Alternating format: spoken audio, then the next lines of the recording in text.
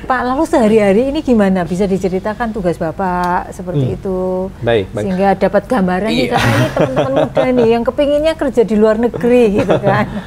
Betul. Sehari-hari, walaupun saya di Austrade atau di Departemen Perdagangannya, tapi saya juga adalah keluarga embassy dari Australia gitu. Jadi di embassy Australia kita juga punya Department of Foreign Affairs. Itu adalah lebih di ranahnya Ibu Konjen dan tim. Jadi sehari-hari saya mendukung mereka, memberikan support gitu ya. Tapi khususnya adalah kalau dari sisi saya adalah dari sisi perdagangan, investasi dan education.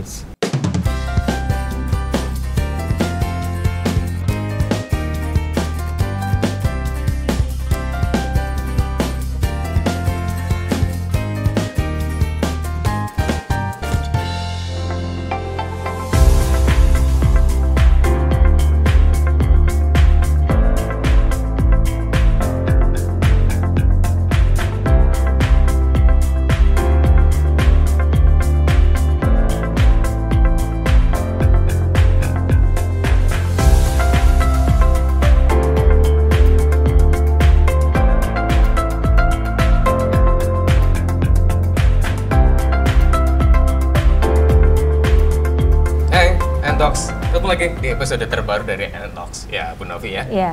Dan kita kotak-kotak biru.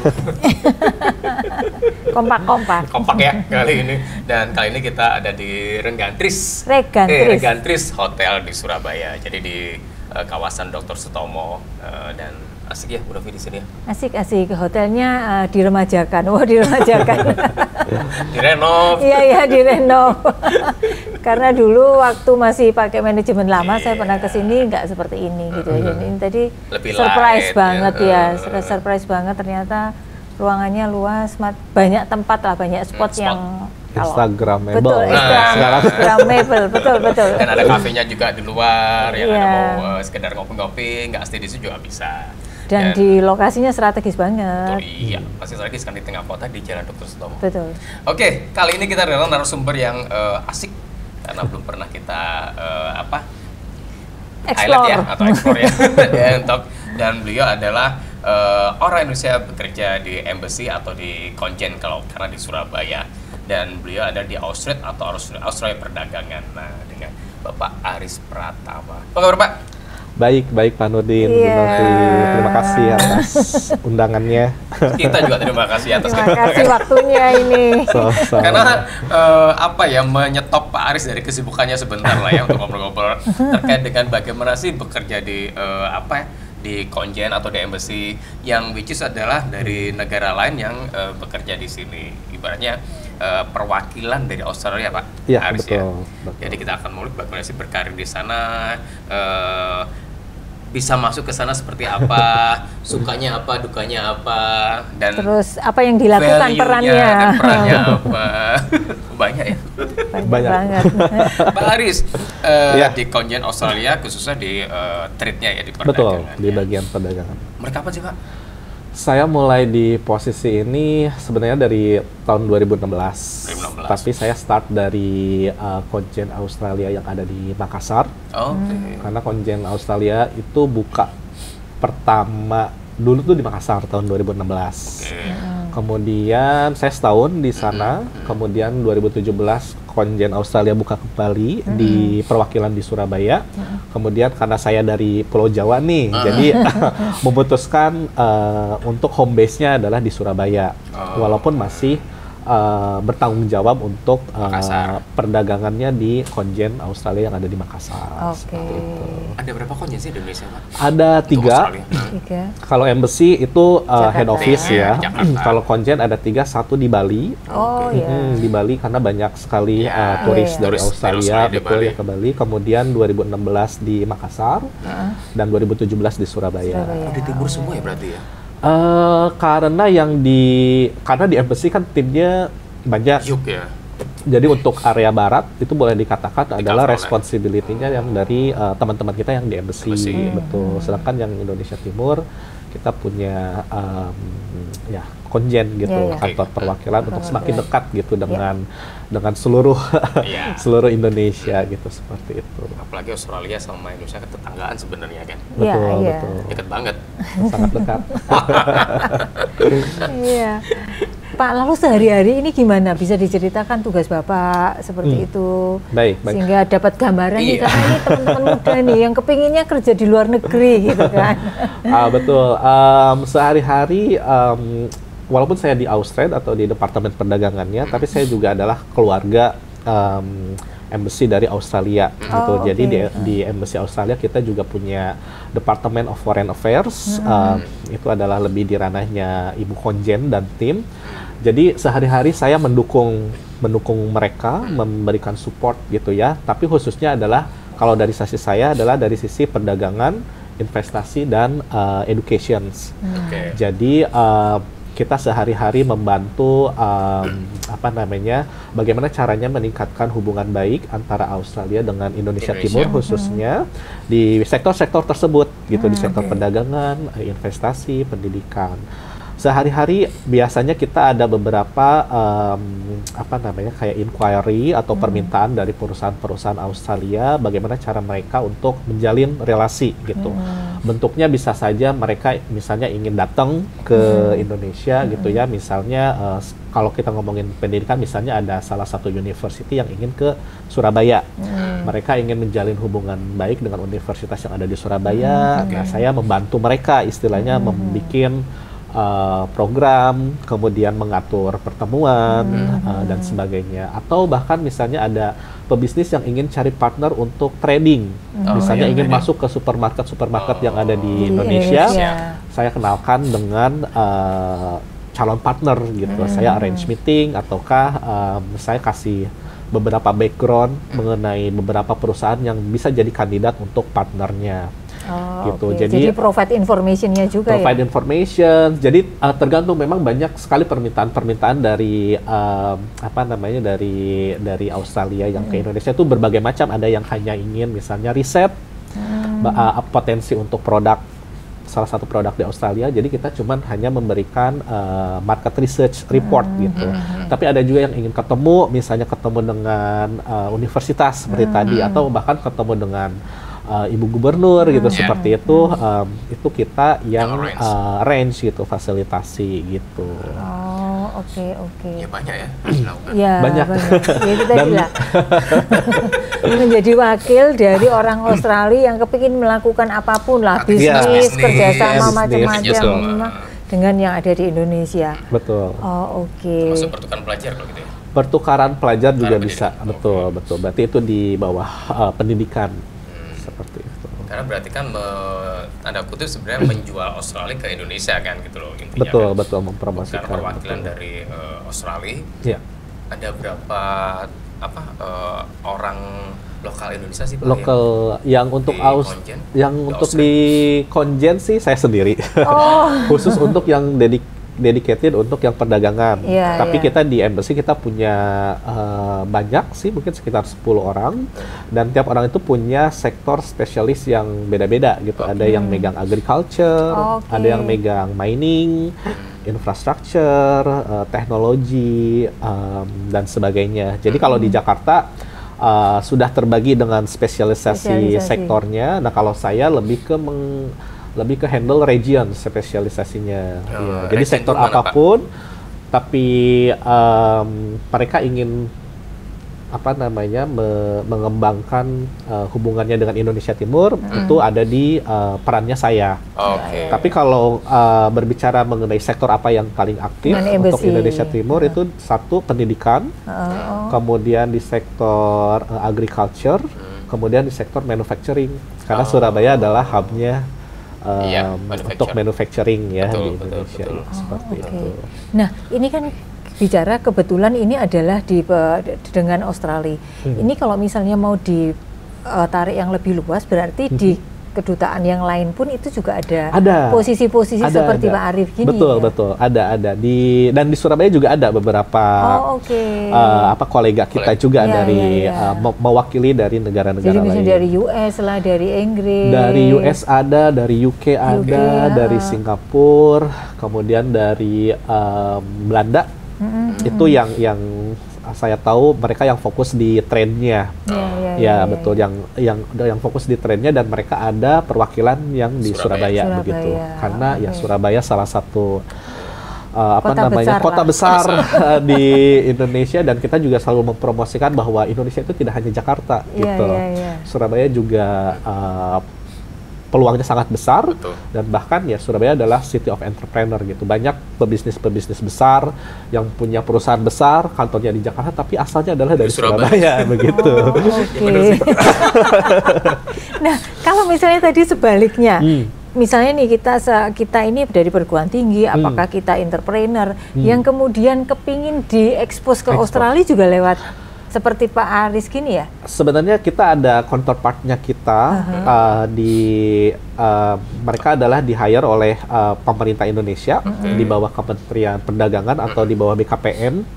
Jadi kalau Australia itu adalah seperti perpaduan BKPM dan Kementerian Perdagangan. Tapi kalau Indonesia kan dipisah. Jadi di pemerintah Indonesia juga mereka punya perwakilan seperti saya di Australia. Base-nya di Australia. Di mana Pak Australia, Pak? Kenapa Pak? Di Sydney, di Sydney, rata-rata di Sydney. Karena di Sydney konjen Indonesianya itu kalau nggak salah di Canberra, kedutaannya karena ibu kota. Tapi kalau kayak ITPC, Indonesian Trade Promotion Center, itu di Sydney, karena Sydney adalah kota bisnisnya gitu. Jadi ada ITPC yang mempromosikan perdagangan dari Indonesia ke Australia, dan juga ada IIPC, Indonesia Investment Promotion Center, itu yang di bawah BKPM. Jadi mereka juga di Sydney juga gitu. Jadi mereka ada yang mewakili perdagangan dan ada juga yang mewakili investasi. Nah, kalau ada dari Indonesia yang masuknya ke saya, biasanya saya langsung konekkan gitu, ke kolega saya yang di ITPC sama di PC. Jadi kita juga saling komunikasi karena dari Australia juga kadang-kadang ada yang menghubungi mereka, dan mereka kan lebih sebenarnya peran untuk permintaan tersebut cocoknya oleh Australia. Nah, mereka merefer ke saya gitu. Jadi kita kita juga sama-sama inilah gitu, sama-sama. Jadi ini dibentuk oleh pemerintah itu dengan tujuan supaya lebih bisa kerjasama, betul. Terus kemudian peluang-peluang bisnis peluang bisnis, pendidikan, people to people gitu. Karena kita tidak hanya fokus di perdagangan gitu, tapi kita juga hubungan kerjasama yang bisa mempererat hubungan antara Indonesia dan Australia. Dan kalau ngomongin pendidikan, Australia itu sekarang tuh tetap nomor satu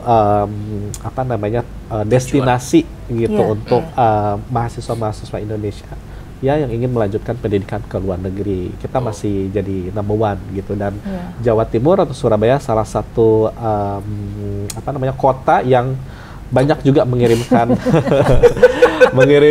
siswa-siswanya. Benar banget, cuma berapa jam kalau ke Perth misalnya? Kalau ke Perth 4 jam, sekitar 4 jam. Dari Bali dari Bali atau dari Jakarta. Makanya saya cukup betah di sini karena ketemu orang tuh ternyata alumni Australia atau ternyata mereka punya properti, punya aset gitu kan. Kita yang pernah kuliah di Aussie di Melbourne. Jadi udah banyak sekali sebenarnya link atau connections antara Surabaya dengan Australia begitu. Proyek besarnya apa sih yang pernah dilakukan? Yang mungkin juga dianggap kayak sukses gitu lah. Proyek besar. Proyek besar sebenarnya sekarang saya lagi mungkin Ibu Bu Nafi atau Pak Donian familiar dengan Monash University yang ada di BSD. Nah, itu kan adalah salah satu universitas pertama kali universitas asing yang ada di Indonesia adalah Monash University gitu ya. Nah, ini salah satu proyek saya adalah bagaimana caranya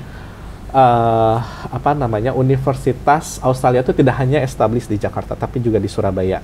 Itu ada rencana untuk juga membuka itu di Surabaya, yang istilahnya project yang ingin saya yang sekarang terus didorong gitu. Karena ya itu seperti tadi gitu.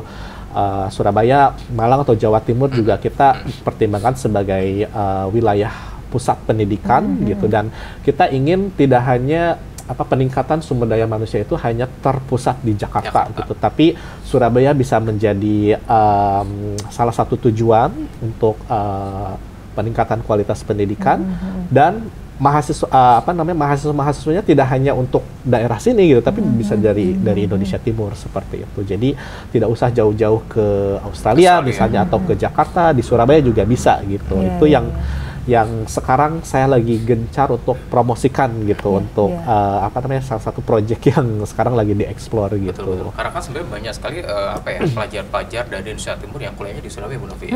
Mereka prefer di Surabaya daripada di Jakarta. Betul.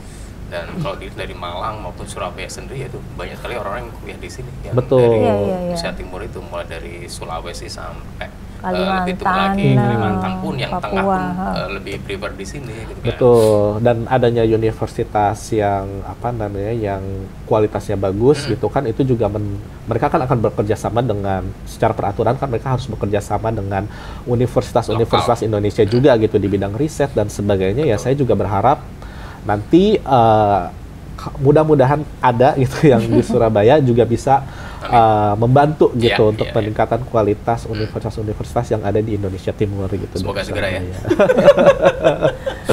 Pak, serunya bekerja sebagai orang Indonesia, bekerja di bagian dari embassy itu apa sih, Pak? Serunya kalau dari saya sih, mungkin saya bisa katakan bahwa saya bekerja di dunia yang di international environment gitu. Karena tiap hari stakeholders kita atau klien kita adalah Australian gitu. Jadi sebenarnya saya tidak terlalu tidak terlalu waktu kuliah saya sebenarnya tidak terlalu interest untuk terkait dengan international relations gitu ya.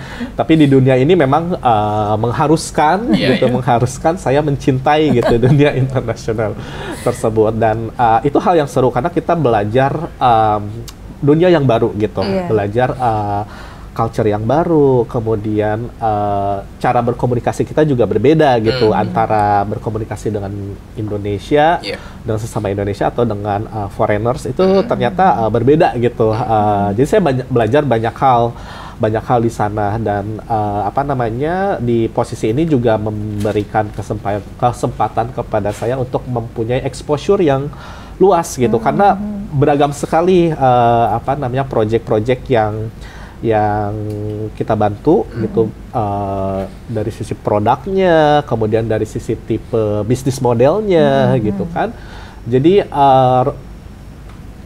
hal itu yang membuat saya istilahnya suka gitu dengan posisi ini, dan saya juga tipikal orang yang suka bertemu dengan orang baru, memahami memahami perusahaan atau bisnis model yang baru, dan role ini memberikan kesempatan gitu untuk belajar dan punya pengalaman di bidang tersebut. Jadi itu salah satu alasan yang seru gitu. Pak, ini kan karena pekerjaannya seru, tapi kok kayaknya kita ini jarang ya dengar informasi bahwa kalau ada rekrutmen untuk kayak jabatan kayak Bapak, itu dulu caranya gimana? Ini barangkali banyak teman-teman yang kepingin bekerja dengan international exposure kayak gitu kan. Terus dengan background yang mereka miliki. Nah, itu kira-kira kalau misalnya mau bekerja di pekerjaan yang sejenis Pak Aris ini, itu mereka harus tahunya dari mana, terus mempersiapkan diri apa kayak gitu. Baik. Waktu zaman saya 2016 apply itu, saya melihat posisi ini vacancy-nya itu di salah satu di salah satu media cetak ya, media cetak nasional gitu ya. Karena mungkin waktu itu sosial media belum terlalu booming gitu ya. Jadi saya melihat waktu itu kebetulan waktu kerja di private, saya Sabtu hari Sabtu sering masuk setengah hari, dan di sana kan biasanya media cetak itu adalah media cetaknya tuh ada sections untuk lowongan kerja. Gitu ya. Jadi waktu itu saya bilang, ini dulu salah satu pelakunya. Sering hunting di situ. Dan itu menarik sekali, maksud saya menarik itu dalam artian melihat job desk-nya itu menarik gitu, seperti bisnis atau seperti private, tapi itu adalah under embassy. Makanya saya mulai apply di sana. Nah sekarang sebenarnya mungkin sekarang dengan sosial media itu lebih gampang gitu, karena dari embassy sendiri kita aktif di LinkedIn, kita ada LinkedIn-nya, kemudian ada website-nya gitu juga. Kan, ada Instagram juga, dan biasanya opportunity untuk misalnya internship atau lowongan kerja juga diposting di sana gitu. Jadi sekarang sebenarnya lebih. Tapi sebenarnya jabatannya nggak banyak kan, terbatas ya.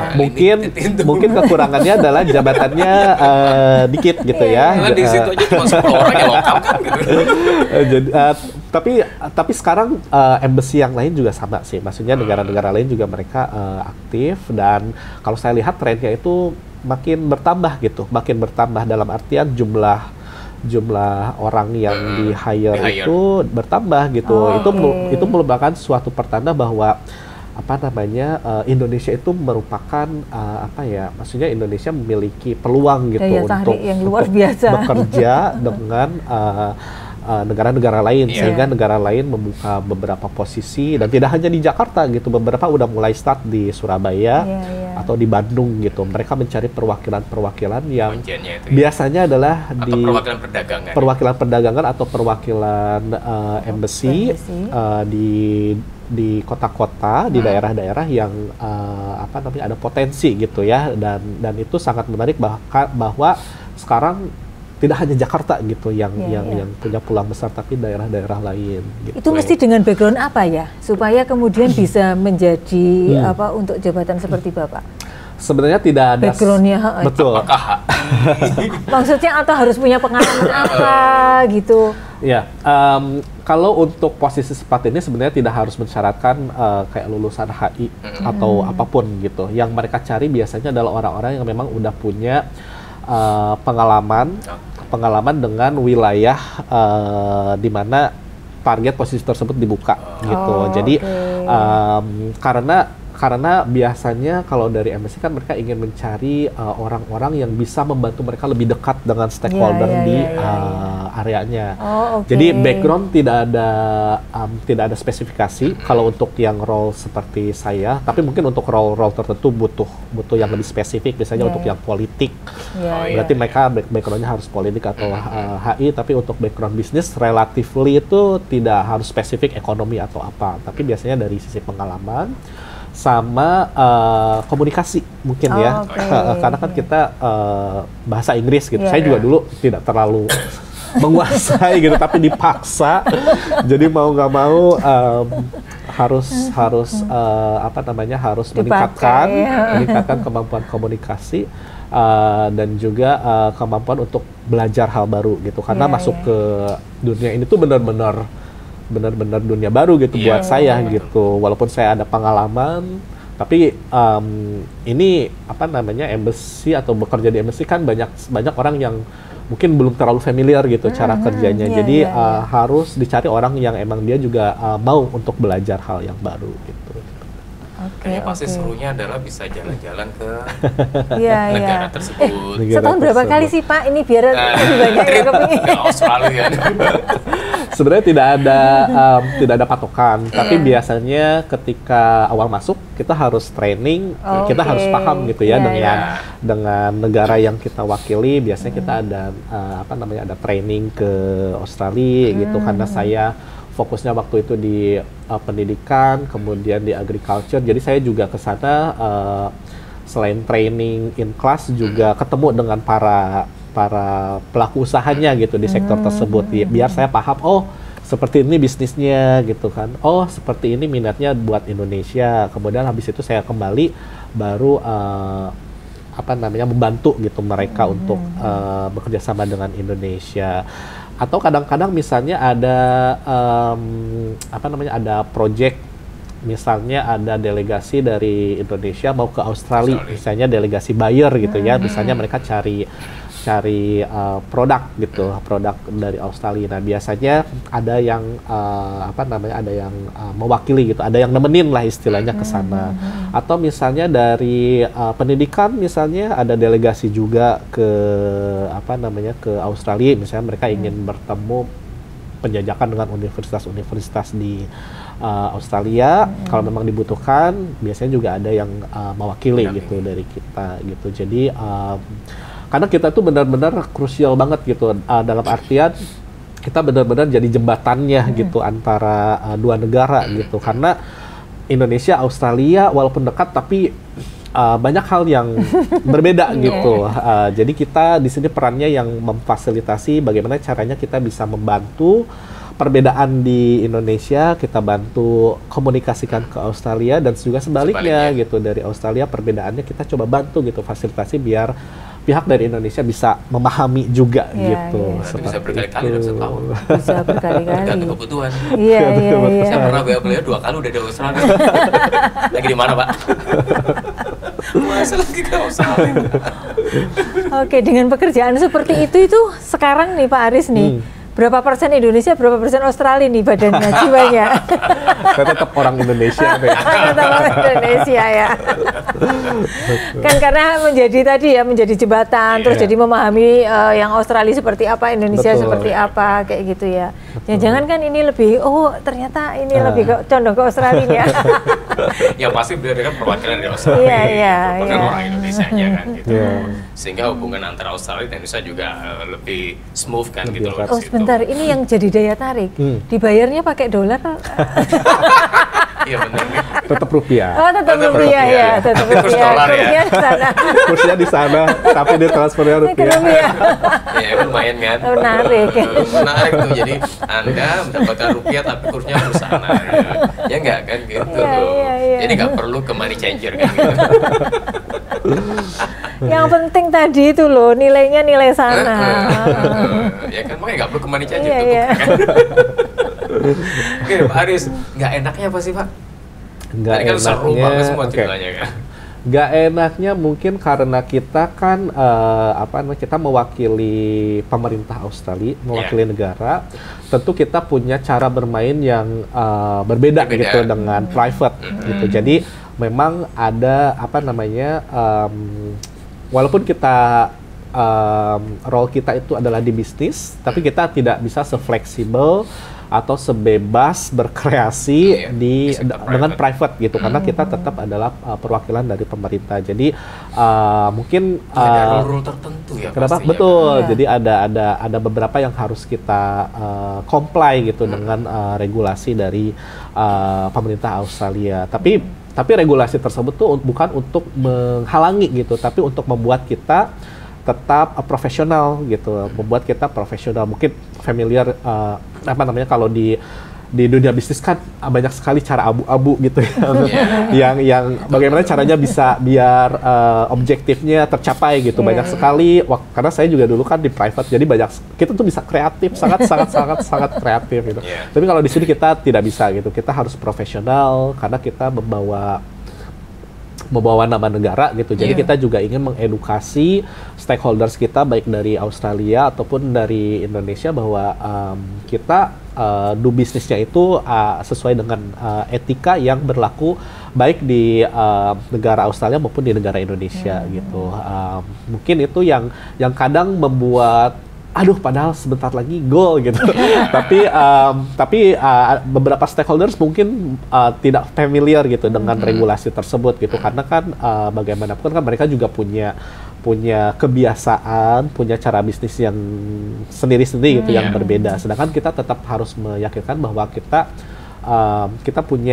punya aturan-aturan yang tidak boleh kita langkahi gitu, karena itu tidak sesuai dengan hukum yang berlaku baik di Indonesia atau di Australia. Mungkin itu sedikit kekurangannya, tapi sebenarnya itu adalah untuk melindungi kita juga gitu. Rule of the games-nya ya. Iya. Keleluasan memang harus dibatasi dengan aturan-aturan itu. Betul. Terus nggak enaknya lagi apa Pak? Banyak enaknya kali ya.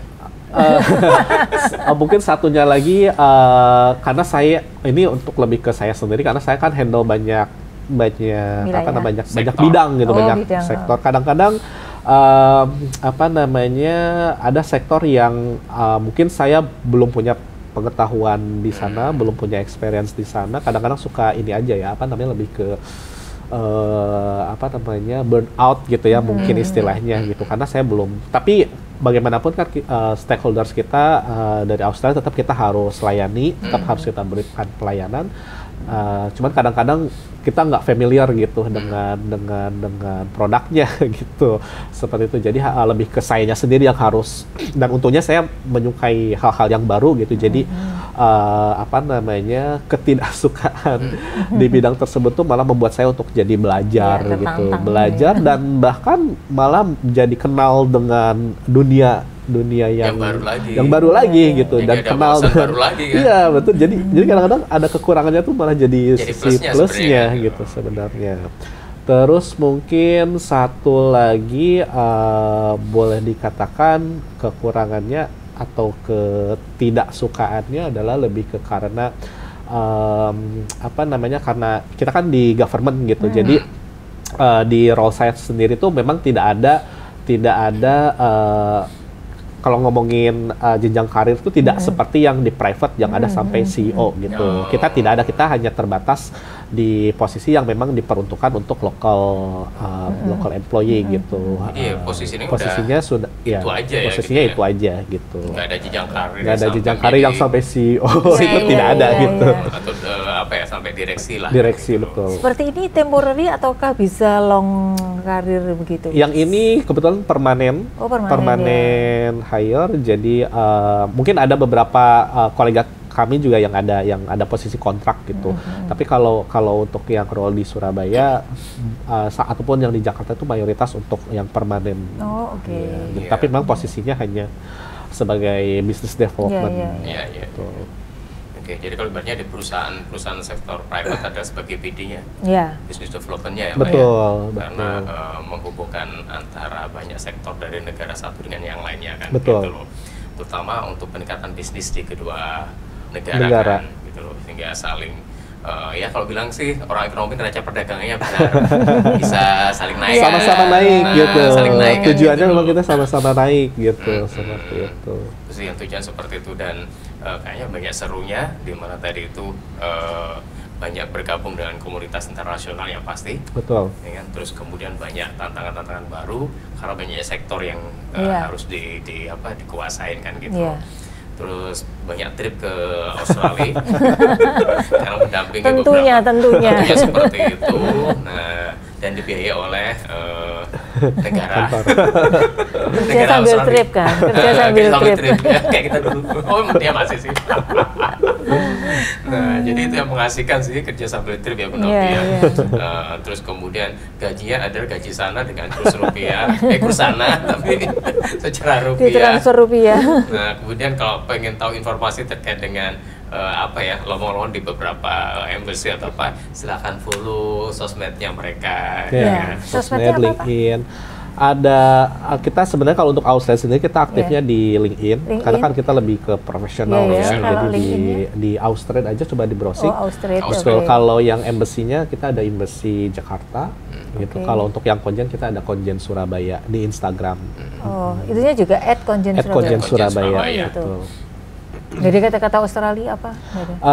Tidak ada sih. Konjen Surabaya biar yang searchingnya langsung padahal konjen Australia gitu yang pertama nongolnya. Konjen Surabaya. Jadi konjen yang lain ngantri di belakangnya. Iya, makanya. Cepet-cepetan tuh dulu dapat account-nya. Sebelum tiket biasa. Oke, lagi menarik sekali. Sudah seru. Kalau misalnya ini waktu boleh diputer gitu, saya kepingin loh posisi itu. Kolega saya tuh jujur malah banyak perempuan. Oh, oke. Yang di Jakarta ya. Yang di Surabaya juga banyak. Yang di Surabaya mungkin karena di posisi ini tuh kita lebih ke work life balance gitu ya. Dalam artian kita tuh tidak ada lembur, jarang sekali kita lembur gitu. Jadi kalau jam kerjanya dari jam let's say 7.30 sampai jam 4.30 udah gitu, tidak ada aktivitas lembur gitu. Kemudian weekend juga kita benar-benar atasan kita tuh gak pernah sama sekali kalau nggak urgent tuh mengkontak kita gitu, karena mungkin ini lebih ke work culture-nya dari Australia, mereka lebih ke memang balance gitu, seperti itu. Jadi banyak yang boleh dikatakan banyak yang berkarir di sana, bertahan atau ya jadi pekerja yang senior lama itu karena salah satunya karena environment-nya itu ya. Seperti itu. Betul. Karena saya pernah main ke konjennya di Mer itu banyak ceweknya. Iya, jadi biasanya banyak kolega saya yang ibu-ibu yang udah berkeluarga itu cukup senior gitu, karena ya work life balance gitu. Iya. Keren ya untuk infonya. Ya sekali lagi kalau ingin berkarir secara nuansa environment internasional bisa berkarir di konjen atau di embassy. Nah untuk infonya banyak sekali kan, kalau embassy di Jakarta atau konjen di Australia juga makin banyak. Betul. Seperti Pak tadi bilang, dari Australia ada, China ada, kemudian UK, Belanda, US pasti, terus kemudian Jepang, kan? Jadi semakin banyak. Atau bisa perwakilan perdagangan kan? Iya. Nah, kalau perwakilan perdagangan Maroko ada. Betul. Terus apa lagi ya? Banyak negara-negara Eropa ya, yang Eropa Timur. Eropa Timur yang buka di perdagangan di sini juga perwakilan juga semakin banyak. Nah itu sih kalau ingin berkarir di situ bisa Anda browsing, mencari sosmednya, kemudian pantengin infonya di sana, apakah ada vakansi, lowongan apa tidak. Nah itu Anda bisa apply di sana. Aris tadi bilang bahwa untuk yang sektor perdagangan tidak harus HI atau jurusan politik, ya kan. Tapi banyak dari berbagai background pendidikan yang pasti punya pengalaman di areal itu, terutama di yang ngurusin perdagangan di area situ ya. Karena Pak Aris juga backgroundnya adalah mengurusin Indonesia Timur untuk salah satu perusahaan minyak. Jadi paham terkait dengan industri itu, dan juga di sektor apa dulu sebelum Unilever, di Unilever juga pernah. Itu sehingga cukup menguasai Indonesia Timur dan konektivitasnya, sehingga ketika beliau berkarir apply di konjen Australia langsung udah diterima. Itu yang pasti bahasa Inggris ya. Gak harus lancar-lancar banget, yang penting gitu ya? saling paham. Betul. Karena kalau kita kan lebih ke komunikasi ya, bukan dicek grammarnya. Iya, betul. Oke, jadi itu sih komunikasi dalam bahasa Inggris yang dibutuhkan sih, tapi juga akan semakin berkembang ketika Anda berkecimpung di pekerjaan itu, karena dipaksa untuk selalu berkomunikasi dalam bahasa Inggris ya Bu Novi ya. Oke, itu ya. Terima kasih Pak Aris untuk waktunya, sudah menyita waktunya. Semoga menginspirasi teman-teman muda. Betul. Dan kalau misalnya ada pengusaha muda Surabaya yang ingin menjalin komunikasi untuk penjajakan dengan Australia, bisa lewat di konjen. Di mana Pak? Nanti difasilitasi. Kita kantor di Esa Sampurna di lantai 3. Kalau misalnya menghubunginya? Menghubunginya, kalau saran saya sih follow dulu IG-nya. @konjen Surabaya. Kemudian boleh DM, boleh DM nanti bisa dihubungkan dengan dengan kolega yang tepat. Misalnya kalau mau bertanya tentang perdagangan atau pendidikan, itu biasanya langsung dihubungkan ke saya gitu. Kita sekalian promosi juga sosial media. Iya. Saya udah follow. Follow lo ya? Follow habis gini baru tahu. Oke, sekali lagi Pak Kris ya, thank you ya. Sukses selalu, dan semoga hubungan antara Australia dan Indonesia juga semakin baik, neraca perdagangan saling meningkat terus lah kan, gitu loh. Dan thank you juga untuk Regantris Hotel di Jalan Dr. Sutomo untuk lokasinya, dan Anda apabila pengen staycation juga bisa di sini. Terus kemudian apabila ada bisnis di pusat kota juga bisa stay di sini. Betul, atau meeting juga bisa di sini. Atau sekedar kongkong ngopi-ngopi, itu ada area outdoornya juga oke banget buat ngopi-ngopi ya. Dan ini kita sedang berada di salah satu di ballroom ya. Di ballroom ya. Tadi saya tanya kapasitasnya bisa 100 orang untuk duduk. Ya, gitu. Jadi cukup besar ballroomnya. Jadi untuk duduk bisa 100 orang dengan round table ya. Round table, betul. Saya sampai nolak udah dipasang. Oh iya, round table-nya. Ada acara. Jadi Anda bisa ke sini kalau ada acara-acara meeting ya, Bu Novi ya. Ya. Untuk sesi ini. Oke, sampai ketemu lagi Talkers di episode berikutnya, dan jangan lupa untuk apa Bu Novi? Untuk like, komen, dan kemudian subscribe serta share informasi ini kepada teman-teman ya. Terutama share kalau misalnya ada teman-teman yang membutuhkan untuk gimana sih bekerja di embassy itu atau di konjen ya kan. Ya. Nah, bisa di share sehingga bisa mendapatkan apa ya, informasi yang tepat. Tepat. Itu. Sampai jumpa lagi di episode berikutnya Talks.